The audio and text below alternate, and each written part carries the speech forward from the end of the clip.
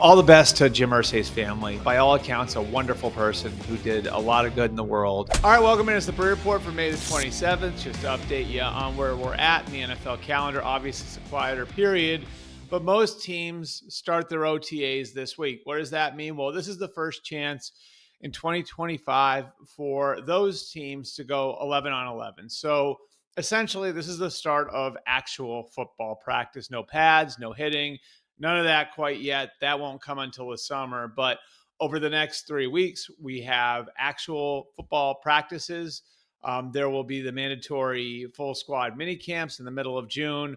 All that happens before the summer break as teams ramp up and get themselves ready for the start of training camp. And that means some things will crystallize as far as where teams are at certain positions. You could start to see some players emerge as real players for starting positions. All that stuff starts to happen. So we'll be on top of that over the next few weeks. I wanted to hit you guys on 3 topics that are in the news and have been in the news over the last week or so. I'm here on this Tuesday morning after Memorial Day. And the first topic is Aidan Hutchinson is fully cleared after coming back from the broken leg last year. I'd be very optimistic if I were a Detroit Lions fan about this. He really made a push to try and play in the Super Bowl if the Lions had made it that far. Obviously, they lost in the divisional round, which cut that recovery short. But there are some people around him who feel like that may be the best thing for him, that he was able to kind of take a step back, take a little bit more time with his rehab. And the level of care that he got, and I think the Lions deserve a lot of credit for this. Their head trainer, Brett Fisher, was on the ground and in the middle of all of this. The great care that Hutchinson took, that the Lions took, I think really illustrate why whenever the Lions decide to pay Aidan Hutchinson, and we'll get to that in a minute, it will be a safe investment for the team. And I've got 2 examples of things that were done during the course of the last few months to make sure that Aidan Hutchinson really is in the best place going forward. The first is really just kind of on his body composition. And this is the second time in the last few years that he had a very serious bone break. And so you go back to 2020, his junior year at the University of Michigan, he fractured his ankle in his other leg. And that was an injury that ended his junior season at Michigan, that led to him coming back for his senior year at Michigan in 2021. So you have a very serious, fractured ankle in 2020 that ends his season there. Then last year, 2024, he has the broken fibula and tibia. Now he did get fortunate with that injury in that there wasn't any artery damage, there wasn't any ligament damage, there wasn't any nerve damage. It was a very, very clean break, but still, you have 2 very serious breaks happening on the field. You want to look a little bit more into that. And so one thing that they did do, the Lions did in conjunction with Aidan Hutchinson, is they had scans done to check his bone density. And the good news there is it doesn't look like he's got any propensity to having breaks. This was just a couple of strokes of bad luck, obviously really bad luck, but there is good luck on the back end that this was a really clean break. And it doesn't seem like he has any predisposition to this happening again. The second thing they did, and I think this part is really interesting, is he had blood work done to see what could be done to promote his recovery. And that helped set the course for his diet. That actually lines up with a lot of stuff that he's done over the course of the last 5 or 6 years. In fact, before the 2022 draft, I had a conversation with him about how he had really gone in on his diet and had really looked at ways to try to make sure that he was putting himself in the best position to be the best athlete he possibly could be. And he mentioned a pizza review that he did with Dave Portnoy, the founder of Barstool. And he actually admitted to me that he hadn't had pizza in forever. And it was something that he gave up as part of really going in on his diet, making sure he was doing everything that he could to be the best athlete he possibly could be. Adopted a lot of things from the TB12 method.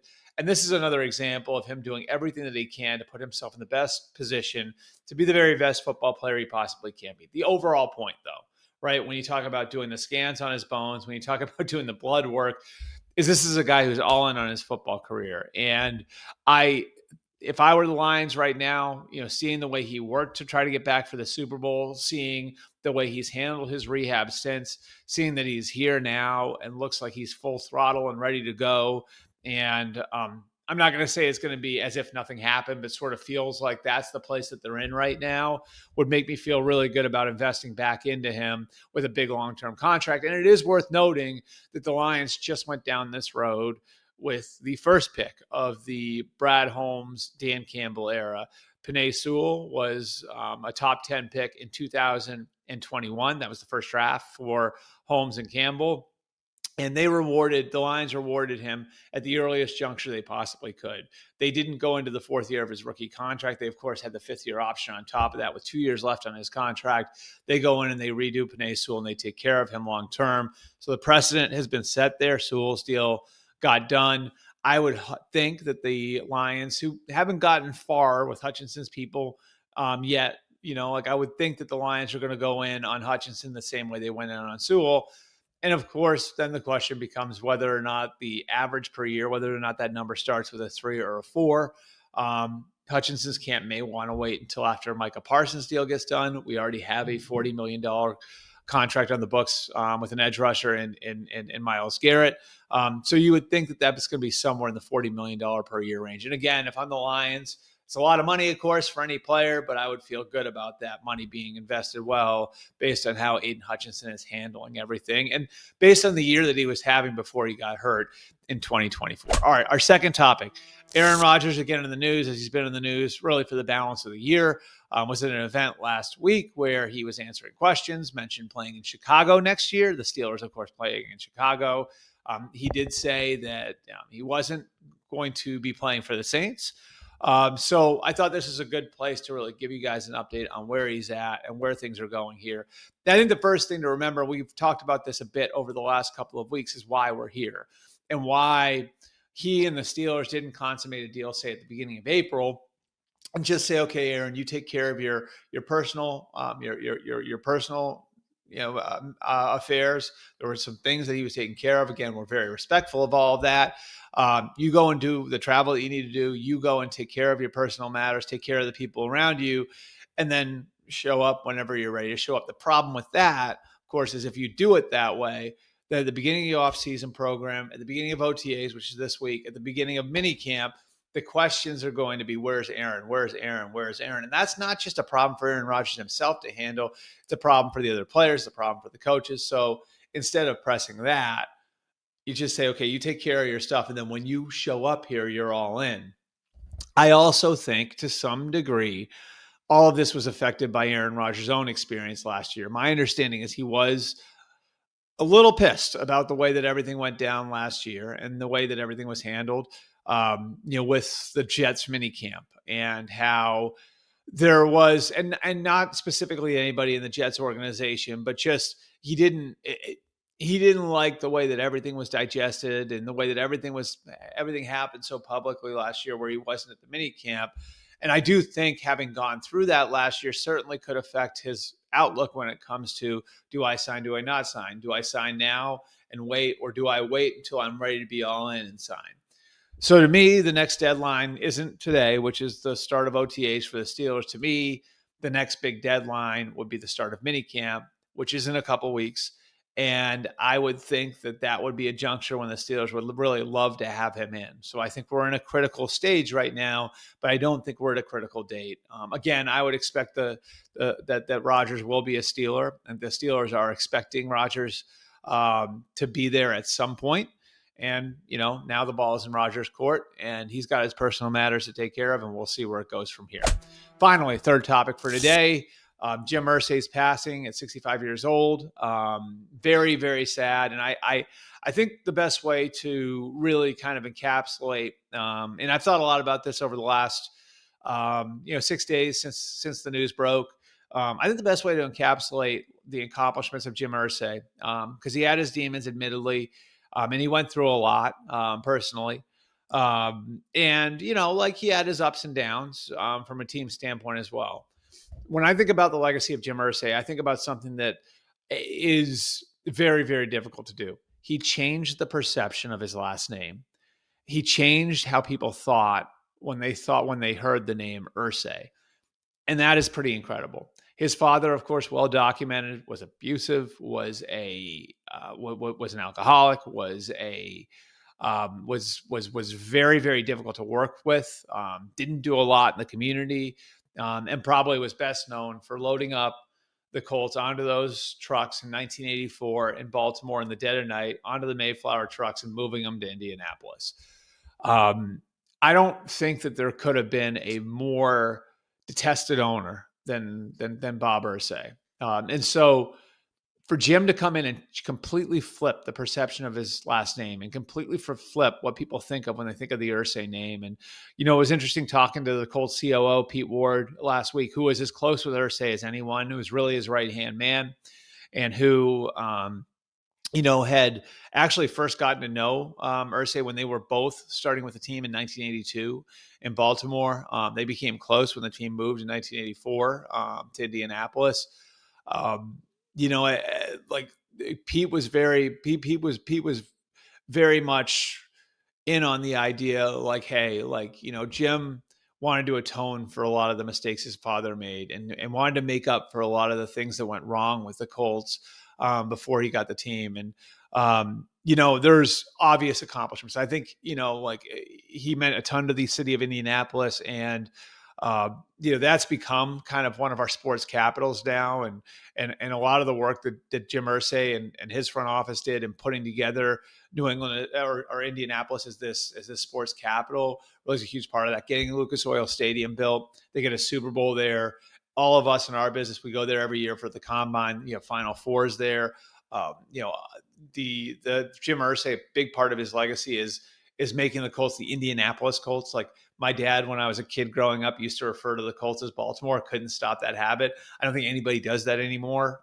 He really kind of created the image of the Indianapolis Colts as their own entity, as not an extension of the Baltimore Colts. And they won a ton. They won a ton. They went to 2 Super Bowls, won one. They were a constant contender over about a 20-year period, first with Peyton Manning and then with Andrew Luck. Hit some hard times more recently, but I don't think you'd ever question Jim Irsay's ability to put together a winning organization based on what they were able to accomplish over that 20-year period. But as much as anything else, I think the person he was is really what everybody's going to remember. Like, the people who worked for him, obviously his family, his players, his coaches, his front office people. No one had a bad word to say. I talked to people who he fired over the last 4 or 5 days who love him. And I think maybe the most poignant stories, though, are the ones that come up about how much he gave and how there were little things that he did. And one story I got, this will be in a story that's up on the website today. One story I got was from was Pete Ward passed this along, was from a family that had an 11-year-old that suffered a traumatic brain injury playing football. And Jim Irsay had heard the story and just, like, felt horrible, was heartbroken, and sent the family $20,000. And, like, just nothing, no cameras, no newspaper stories, no fanfare whatsoever. Just out of the goodness of his heart, wanted to do some good, gave the family $20,000. There are a ton of stories like that. That is not an isolated incident. And that family told Pete that, like, when they told their son that Jim had passed last week, he got teary-eyed and emotional. And I think there are a ton of stories like that really are the legacy for Jim Irsay, or the difference that he made in the community, the difference he made for individual people. Pete told me this story from way back when they were talking about, how, when I get the team, Jim was talking to Pete about when I get the team, it's going to be different. And they mentioned how, and Jim had mentioned to Pete, and, music was such a big part of his life, how he had heard this story about Frank Sinatra, and how Frank Sinatra and his assistant would go through the newspaper and look for people who needed help and then give them that help. And Jim Irsay said that was what he wanted to do when he became the owner, and certainly did that. All the best to Jim Irsay's family. Again, just for all his flaws, for his demons, just by all accounts, a wonderful person who did a lot of good in the world and leaves a great legacy. And yeah, so hopefully those who are close to him, his friends, his family, can find peace in his memory. Appreciate you guys coming out. We will have another Breer Report coming for you tomorrow. We're going to do another mailbag edition. And then, of course, we'll circle back later in the week. We're going to have you guys covered through the end of veteran mini camps with more Breer Reports. Again, you guys can get me all your feedback whenever, wherever, whatever you see that we're doing that you think we can do better, that you like. Let us know at Albert Breer on Twitter, at Albert R. Breer on Facebook, at Albert_Breer on Instagram. Appreciate you guys coming out. See you later in the week.